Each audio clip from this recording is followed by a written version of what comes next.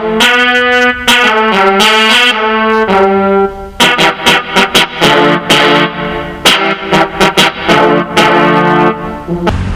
on my way to Mount Lavinia. It's about 12 kilometers from here. And it's a little late, it's about 8 p.m. It was raining, that's why it got late. But it's okay, now the weather is really fine. It's not hot, it's not too cold, it's cool. There's a very nice breeze flowing and I'm going to enjoy the ride. And the only problem is I forgot my cap, but that's okay.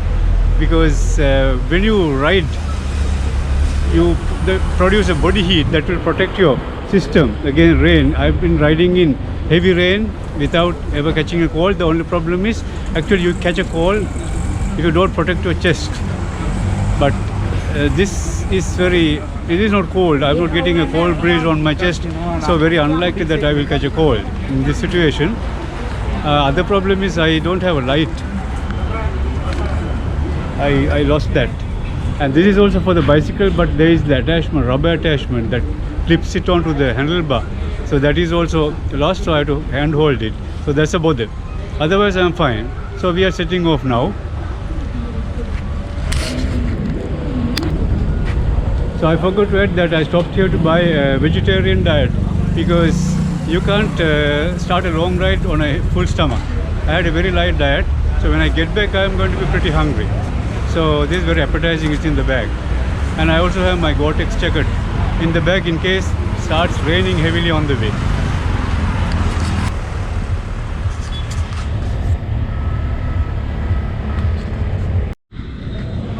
I'm also giving some food to my friend here near this fuel station. He gets shelter from there, but food, and he gets fed, but leftovers, so it will be nice. He waits for this meal. Waits for him, and today I got late, but he was just sleeping here, and as soon as he sniffed the food, he got up. Now she's alone because we removed a friend who was very sick, very old, bleeding from wounds in the toes, and now he's getting taken care of by activist Ruan Douglas Ruan. I'm going there to Mount Lavinia. That's why I'm going there. Now her dinner got late, but she got up. Yeah, she's a little bit wet. It's been raining. I got to go. I usually remove these papers, but today I'm in a hurry. And there's a man here, old man here. He if anything is left, he removes it. So no problem.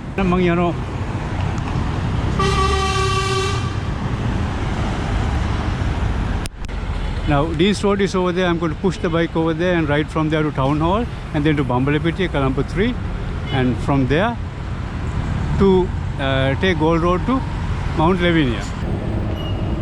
I remember that an old single film called Maharaya Hamustriya. If you want to translate it melodramatically, the woman I met in the third part of the night was filmed somewhere here. This is Dean's Road. But this would have changed so much in 60 years, and I can hardly recognize the place. And it's very lively at night, notwithstanding COVID-19. You can see the stalls, the market, fruit stalls, and a lot of traffic. It's very multi-ethnic, but now it's very different. I'm going past the Vihara Mahadevi Park, the largest green space for the public in Colombo, formerly Victoria Park, and it's very uncanny. You feel that loneliness, the COVID-19 loneliness. I ride past this place every night going to work, and it gets to me. But today, somehow, my spirits are lifted. Now I can hear children. The voices of children on the left, that's the children's park. So that's very heartening. The park was closed for the public in October for the second wave of COVID-19, but now it has reopened. And it's nice to hear, though it doesn't look crowded, it's nice to hear voices and laughter again. There, on the left, that's the entrance to the children's park. Now I am Duplication Road. That is at Kollupitiya Junction. This is fairly busy. On my right, you can see it now. That is the Liberty Plaza shopping complex, and it looks lively. But see, the pavements are fairly empty. Now I'm just passing a gram cart on the left. It's past 9 p.m. That means there are people, but not the usual crowds.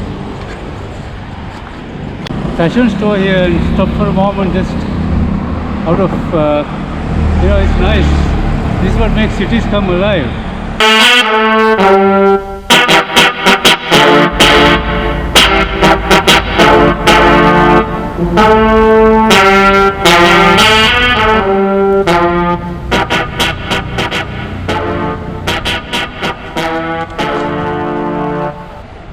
Duplication Road again. Now you see it's more lonely than ever.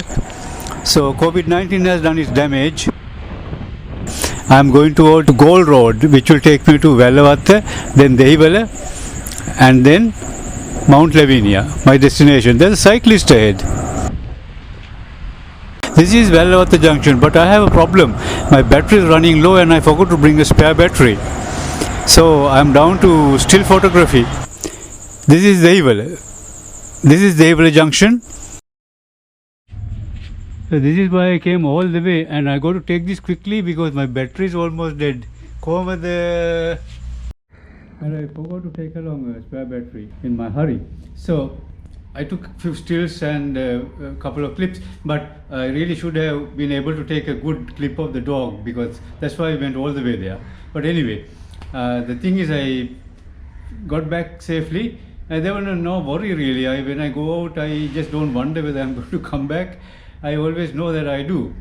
And it's one of those things. It comes from years and years of cycling. And it's funny. Just as I was turning to Duplication Road, a foreigner, an American, to judge from his accent, was trying to hail down a cab, three-wheeler cab. He was standing almost in the middle of the road. And when he saw me, he stepped back. And as I passed, he said, "Get more lights," which is really funny. And of course, it's true. I need more lights. This is the thing, that the confidence that comes of constant riding, day in and day out, almost every day. I say I cycle less than I used to, but I still do a lot of cycling daily. So you build up your health, and it was drizzling. But this morning, no sniffing, no coughing.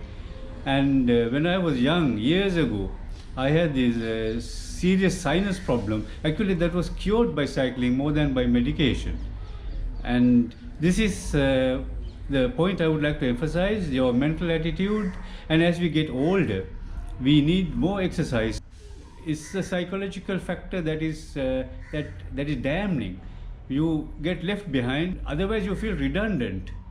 This is a terrible thing to happen, and it can have a devastating effect upon your psychological make, your ability to work, your self-confidence. You need all this as you get older. Though I don't cycle hundreds of kilometers anymore, and even those days I didn't do that every day. That was a very occasional thing. I can still manage 100 kilometers up and down. That comes from constant exercise, not because I'm a genius and I am super endowed or anything like that. No, not at all. Keep working on your basic ability to ride a bicycle. Don't fear. Of course, I understand that if you are new and just taking out a bicycle, you will be nervous in this traffic, and it can be dangerous if you don't watch out, because your reflexes are not there. It takes some time to build up your reflexes. So take heed of that when if you're new to cycling, and certainly use more lights and a helmet. I didn't wear a helmet. I should have mentioned that, because even though it was drizzling, you can still get pretty hot. That's one reason I don't like to wear helmets now, because you feel very heaty. I wish you could, like Baron von Munchausen, in the story, lift the top of your head and to let out the heat. So unfortunately I can't do that. So I don't wear the helmet, but you must when you go out cycling. That is a safety factor, especially if you're new. Helmets are not compulsory yet in this country, and I wish they would be, cycle helmets. So despite my own grumbling that I'll have to wear one when I go out. Well, so if you're riding daily, so that's a factor to consider. Make some sacrifices and buy a good bicycle. It's not going to kill you. And another thing, okay, like I'm also a good fan of running and walking, but those are, say you are taking a walk to Mount Lavinia, 12 kilometers away, that's taking a lot of time. you have to consider your time factor because time is very limited. And as for running, I gave up on it because of my knees started getting bad, mainly due to using bad shoes. So these are things that you know learn along the way. Same thing with a bicycle. A bicycle with good gearing will help your knees if you are riding a lot. So same thing as with shoes. Don't